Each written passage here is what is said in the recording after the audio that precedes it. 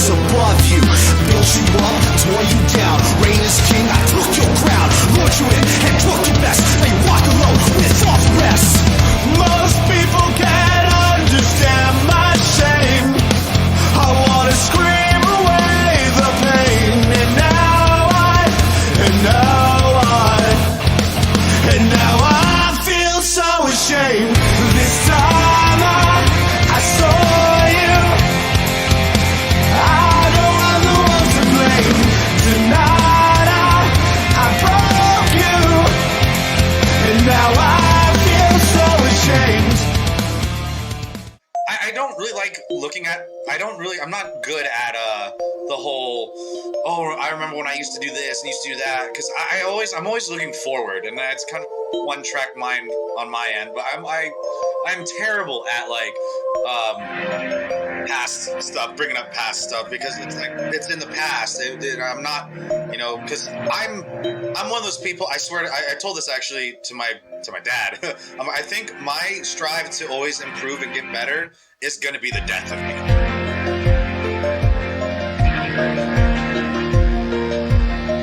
Hi, and welcome to And If Love Remains. I'm your host, Mike Levitt, and I'm super happy to have on the line a guy I've known for a while, Tommy Gibbons.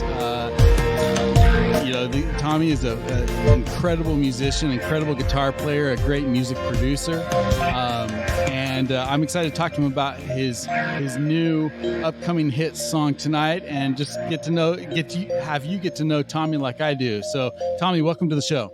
Hey, thanks for having me, man. I do appreciate it. This is so cool.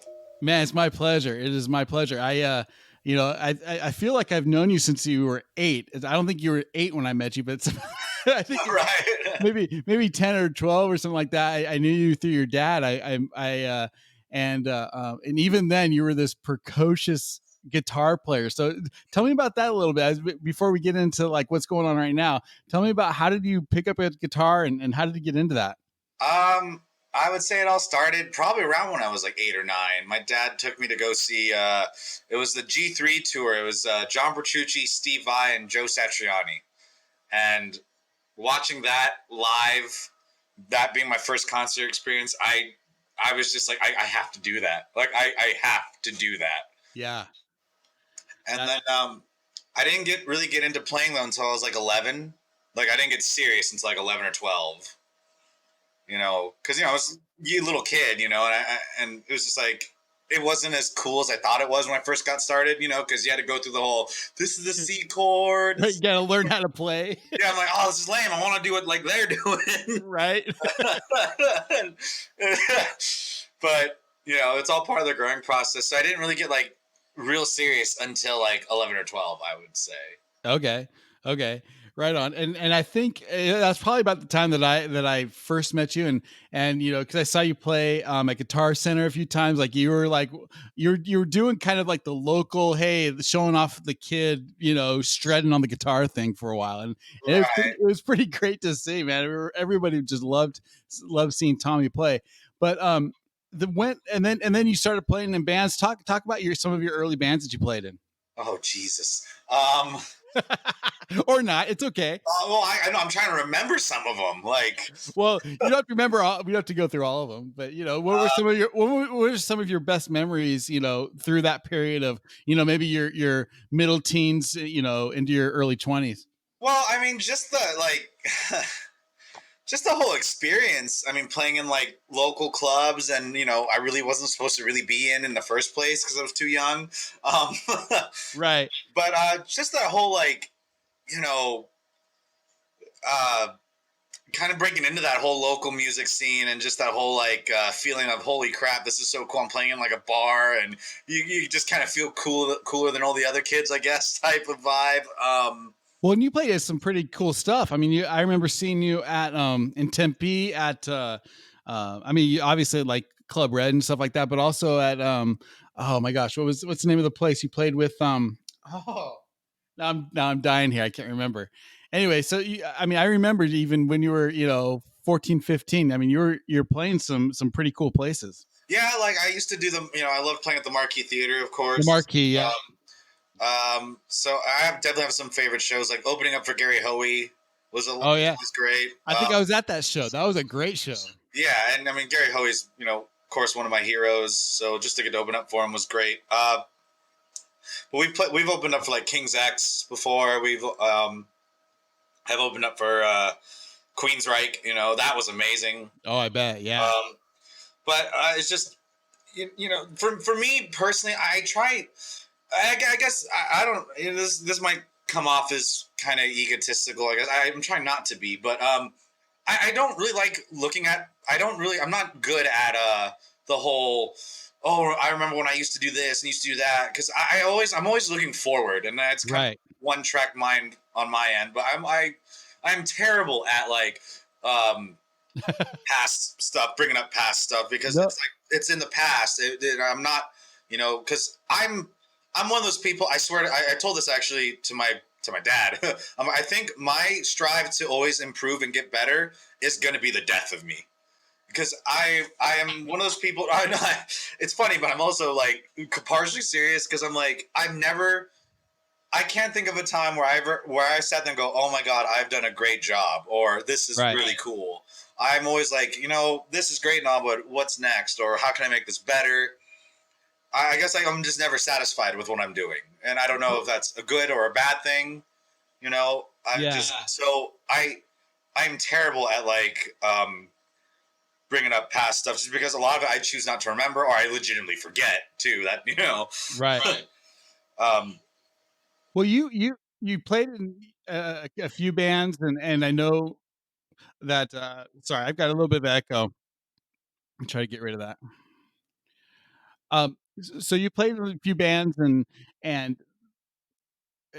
things didn't work out for whatever reason. This is what I love about your story, and what I've as I've kind of gleaned, watching your career a little bit, is you have these like spark moments, and then things kind of die down, and then all of a sudden there's Tommy again, and it's like, whoa, here, I mean, I forget what a great musician and the things that you're doing. So talk about kind of the ebb and flow of what you've done. I know you don't want to dwell on the past, but I think it's important for people to know like the hard work that goes into the stuff that you do. No, of course. And like, so for me, after, I've joined a couple of, touring acts that had some success in the early 2000s, and, bands I still look up to. But when you see, there's a certain side of this business that has it gets pretty dark, Right. and I kind of felt like that part of the business started changing me as a person. My values, my morals started changing, and at that point, I'm like, you know what? I think, I've had to do some things that I'm not entirely proud of, and I'm not ashamed of those things, but they're not something I would be like, oh man, I totally did this. And I guess that's the part that freaks me out, is some of these people in that industry don't have a care in the world of hurting people or screwing people over or doing those bad things that I'm, that person, me, I'm like, God, They almost get a kick out of it. Kind of, yeah. It's like, wow, some of these people just do not care, and it's amazing. I'm like, wow, you can just coast through life by screwing people over. That's incredible.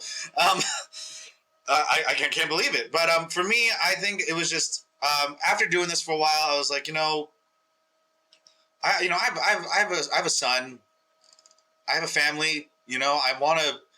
Maybe it's time for me to get with reality and drop this, living a pipe dream garbage, and get a real job, focus on my kid, and step back from this. I really thought that at one point, and for a while it worked. I was actually content with, having a regular job and being a human for once, Right.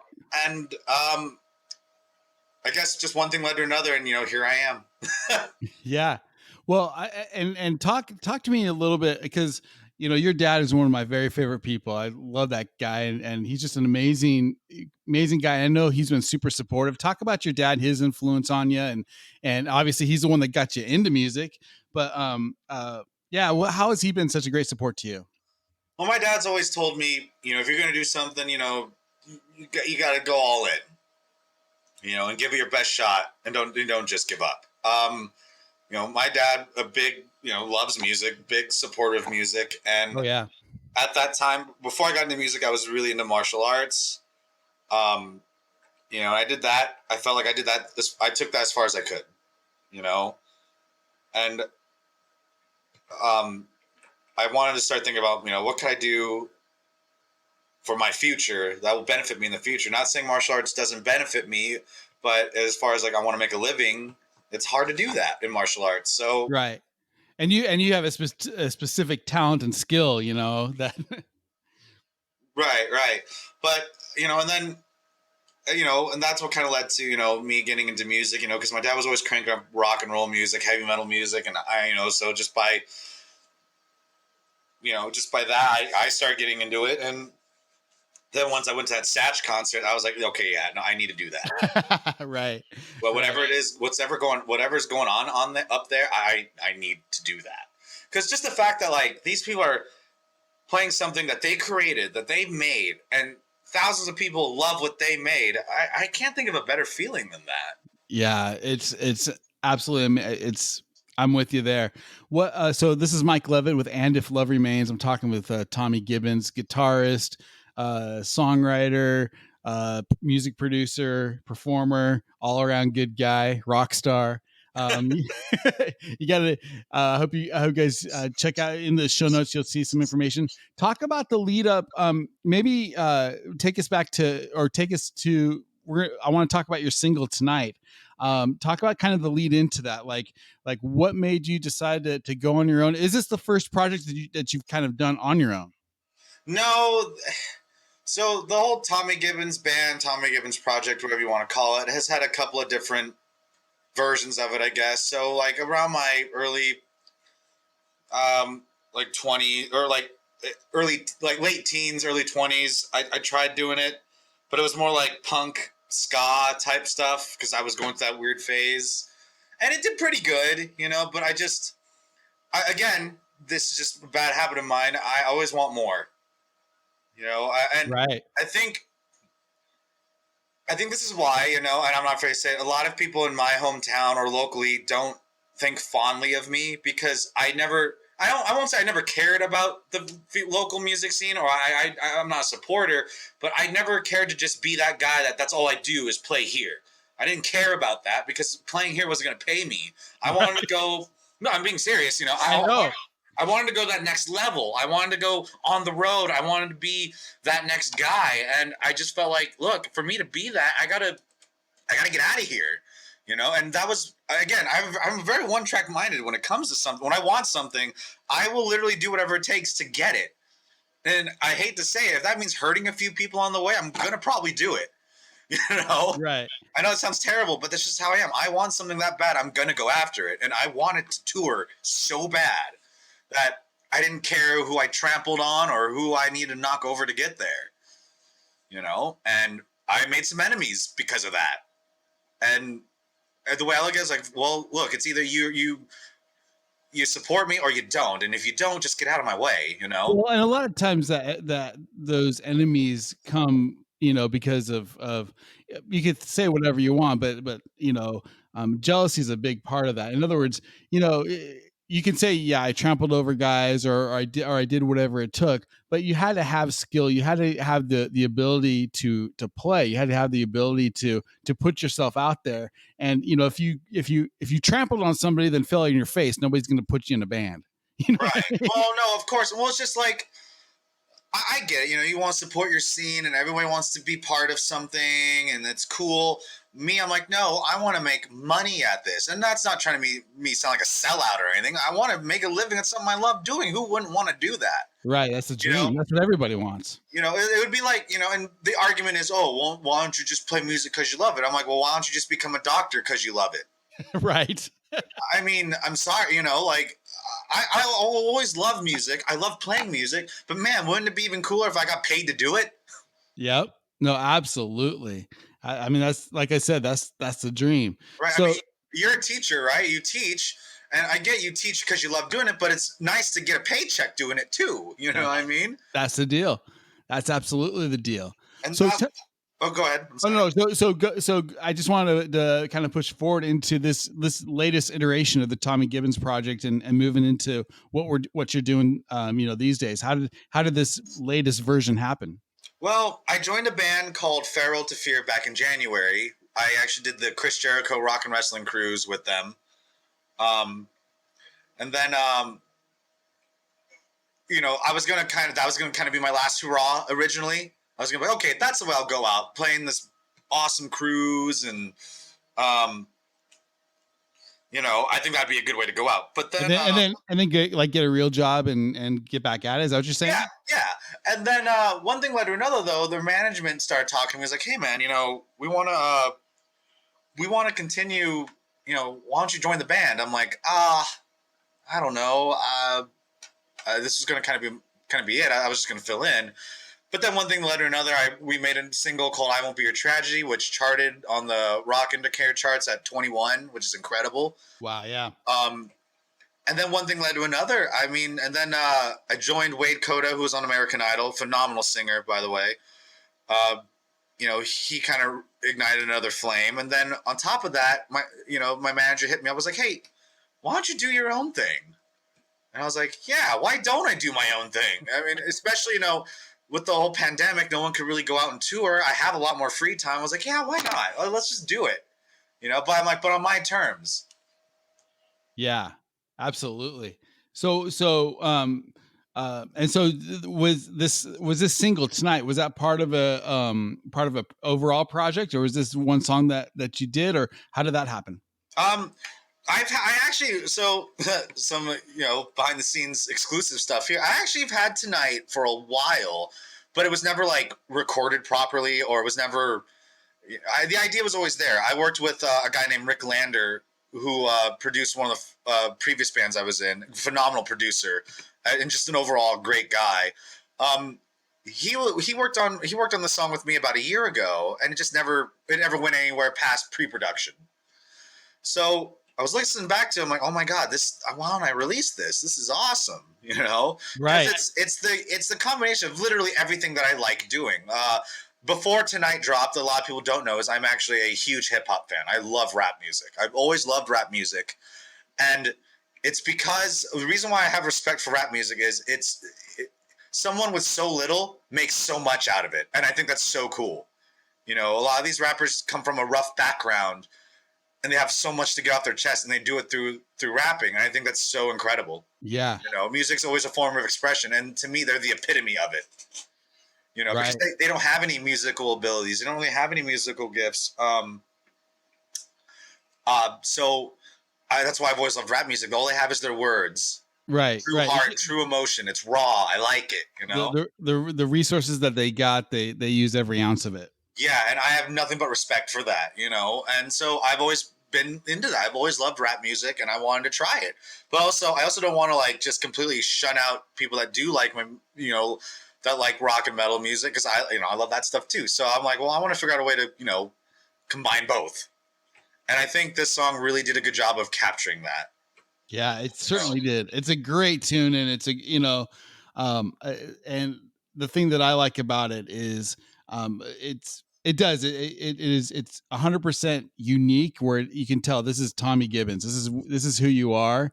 It is authentic. And it is very creative. I mean, it's a great tune. And so you've had this tune, and you decided to drop. When did you release it? I just dropped it a week up, or what was it, the 13th?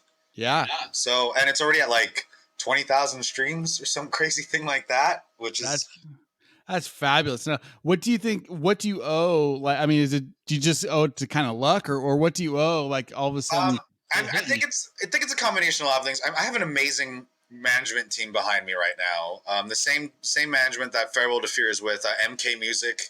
Shout out to my boy Nolan. If I mean, it's just everyone. Here's the thing about being in the music industry is everyone has to be on the same page, and everyone has to be able to hustle. You got to work hard at this, especially now more than ever, because record labels are what they are now. They're not gonna, they're not gonna dump a bunch of money into you, and even if you do, you got to pay that back somehow. Right. And I feel like in today's climate, how things are today, I feel like a lot of artists can actually get far without a record deal, without a label. You can do a lot on your own. So many of these rap artists almost pride themselves out of being independent. Oh, absolutely. And I do think like the wave of the future is the independent scene. I do think like record labels are they're gonna have to. They need to and maybe they are starting to. I'm not as deep in the music biz as you are, but they really need to start thinking themselves as, marketing teams, and less, where they're supporting the artist, instead of just trying to sell copies. Right. But on the flip side of that too, artists have to step up and they gotta work hard. That's Like, true. But, well, because they're on their own, they don't have that support. You're not going to get those, upfront money and all that stuff. yeah, and I just think like that's kind of like what the problem we're kind of running into now. Like me, I'm always hustling. Even if it doesn't seem like I'm doing anything, I'm working my ass off one way or another, and that's because I want it that bad. And you have to want it, and you have to love it. Otherwise, you're not gonna make it out there. They'll chew you out and spit you out. Right. Oh, And absolutely. I'm so grateful that I have a good management team. I got my family that supports me. And I have an amazing fan base. I mean, the people that do love me, you know, they push me to keep doing this. I wouldn't be able to do it without them. That's huge, to get that kind of support. And so everybody check out Tonight. It's a new single that hit just a couple weeks ago. It's just hot on Spotify right now. You can find it on, I think, all the streaming services, anything that you use, Apple, I don't know what else, Amazon, all that stuff it's on. Is that right? Yep, yeah, it's on Apple Music, iTunes, Spotify, Amazon, yeah, all that good stuff. So is it, oh, I meant to ask, and maybe is Tonight, is that part of a larger project, or is that kind of a something else, or what are you working on now? It's just my solo project. Yeah. Um, I plan on. I actually just finished. I had a guest drummer in last night. Dan Johnson, who plays in the band called Red. They're very well established band. I'm already working on the next single, and hoping to drop it by January. Oh, that's great. It's just I do have a lot of other stuff going on. Like Wade Coda and I are dropping a really cool cover. I can't say more than that. But people are gonna For that. people are gonna really dig it. Right on. And then my band Farewell to Fear is dropping an EP, hopefully by the holidays.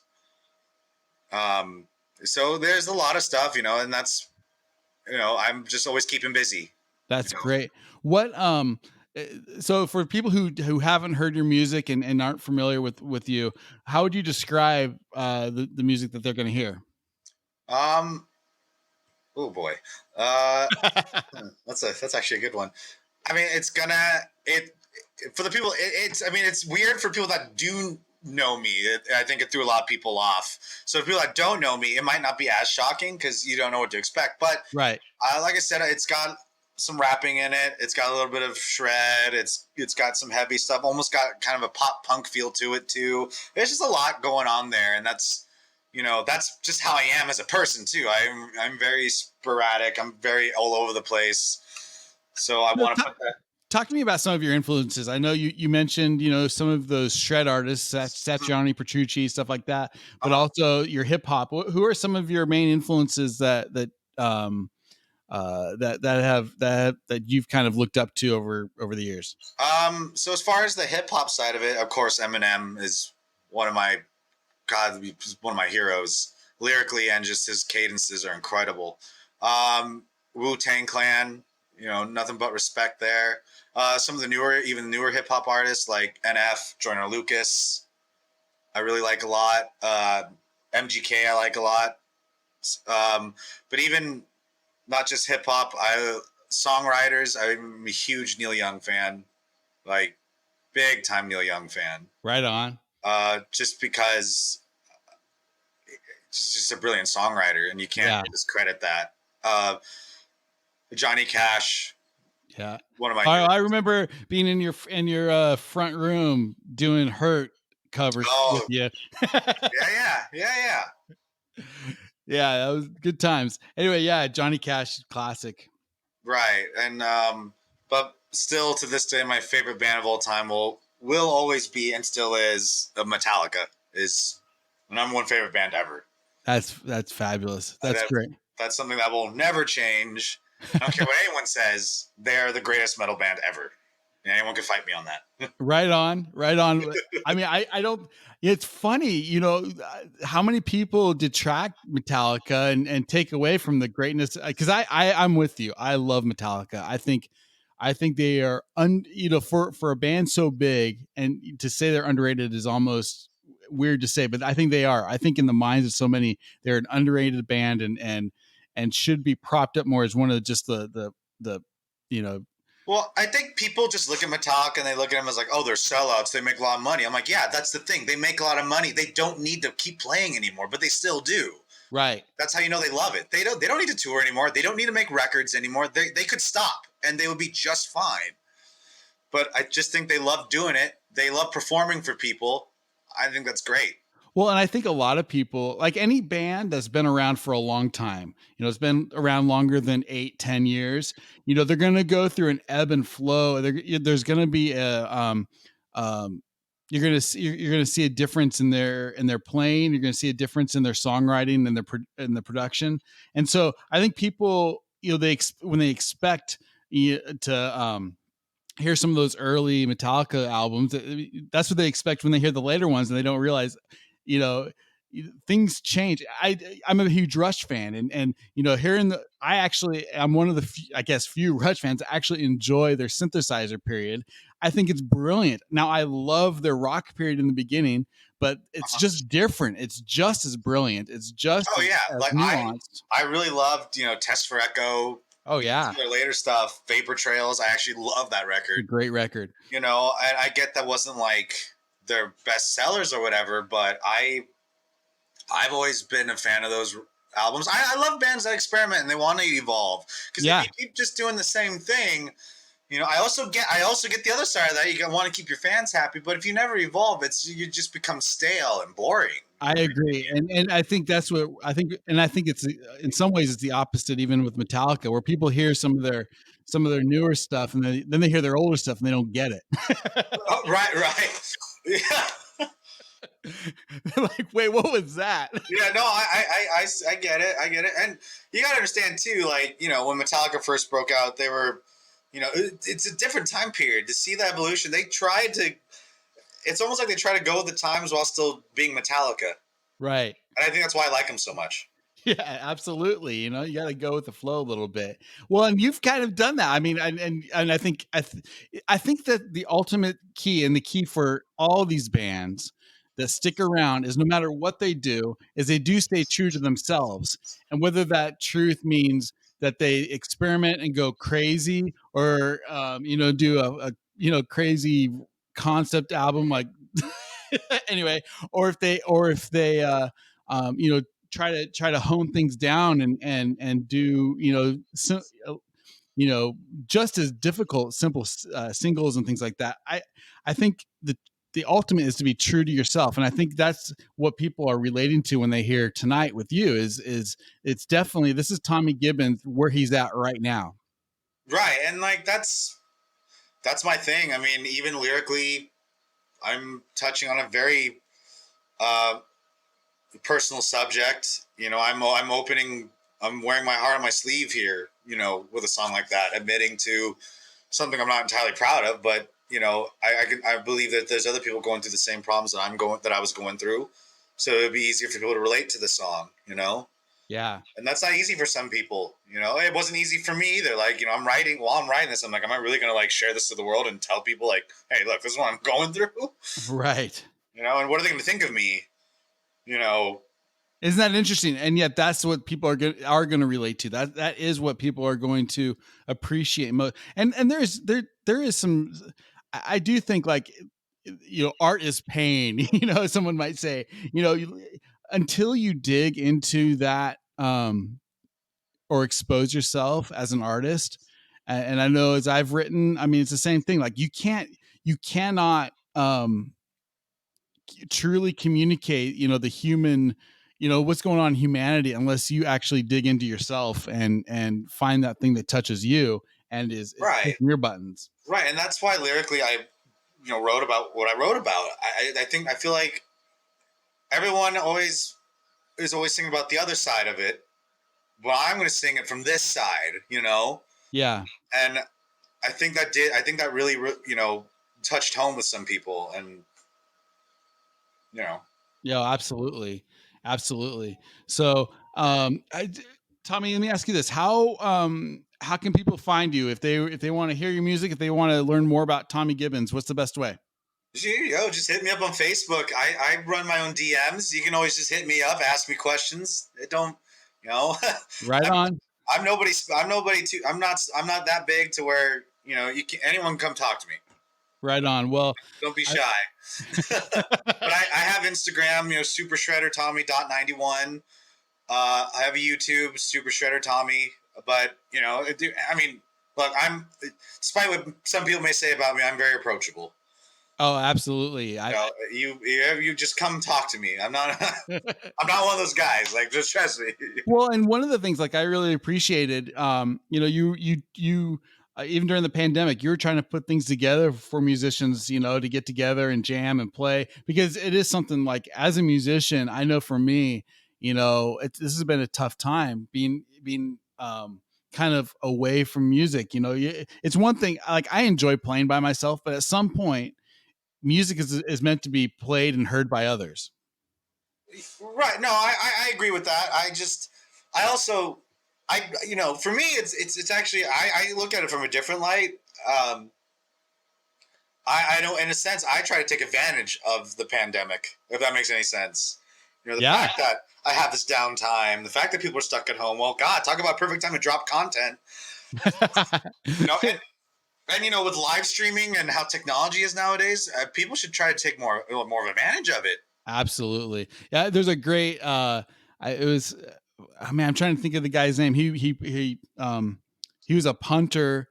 He played at ASU, I think, but people didn't realize he was an opera singer. And so during the beginning days of the pandemic, every day he would live stream on his balcony, him singing some opera aria or something, and just people started loving it and like glamming onto it. And you know, there is this like huge. I think that's one thing that that this has taught us, is that we really do need that human connection, and there isn't a better way, in my opinion, than music to get that from people. No, agreed, agreed. I mean, I can say on my end, I'm definitely not the best at expressing myself other than music. Right. Like, Yeah, I hear you. you know, I'm kind of a goob when it comes to like trying to, you know, I don't know. I just feel like, you know, the only way I can really like express who I am or talk about or really give people a taste of my world is through playing, you know? Tommy, are you still there? Yeah, I'm still here. Okay, sorry, go ahead, finish what you were saying, about who you are, express who you are. I just feel like music's the only way I could personally, you know, let people into my world, you know? Yeah.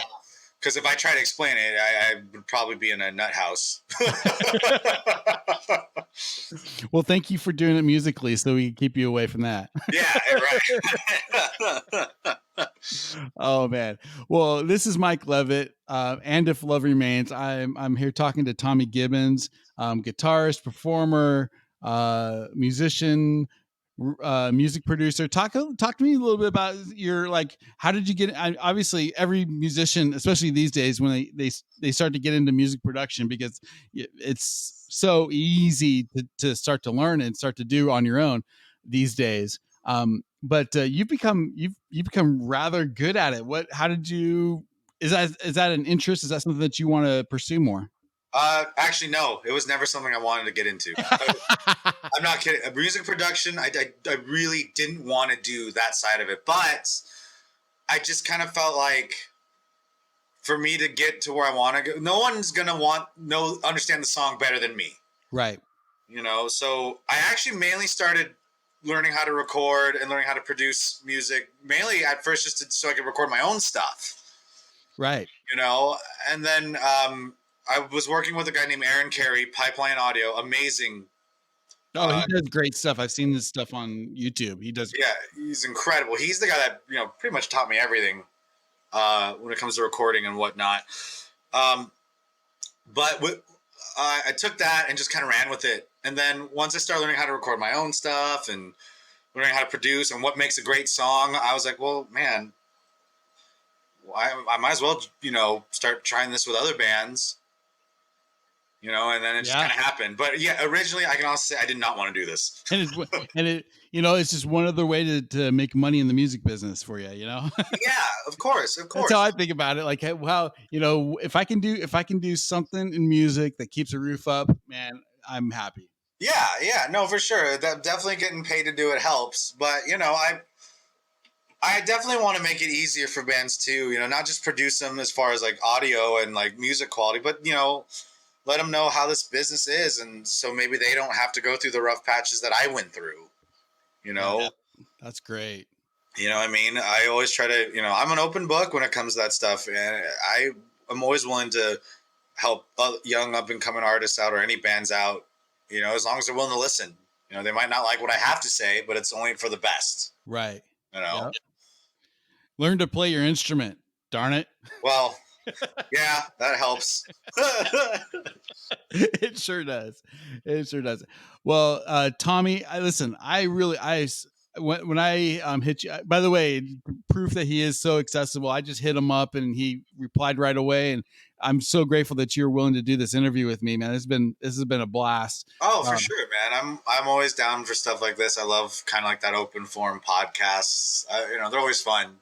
Oh, it's way fun. I've enjoyed doing this. It's been a fun to talk to some interesting people and learn about their lives and talk about the things they're passionate about. So for sure.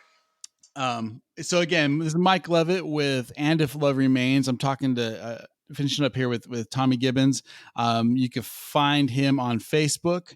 You can also find his song Tonight on Spotify and any other streaming service that you happen to use. Man, this has been a blast. Let's do this again, man. Let me know when your next stuff comes out and let's do this. Oh, dude, I'm totally down. I'm usually always here in the studio, so just let me know. Me and you both, man. That's cool. Well, let's leave it there and listen, people. If you want to support the show, we do have a merch shop, so you can check it out. We've got T-shirts, we've got masks, if you so desire. We've got mugs, all that kind of stuff. If but the most important thing is if you enjoy this content, if you like these kind of interviews, these kind of open-ended story, conversational interviews, share it with your friends, let it be known. I enjoy doing this. I enjoy talking to great people like Tommy Gibbons, and look forward to having him on again. And we look forward to doing more of these. So, Tommy, thanks for being on the show. We'll catch you next time. All right, man? Awesome, man. Thanks for having me.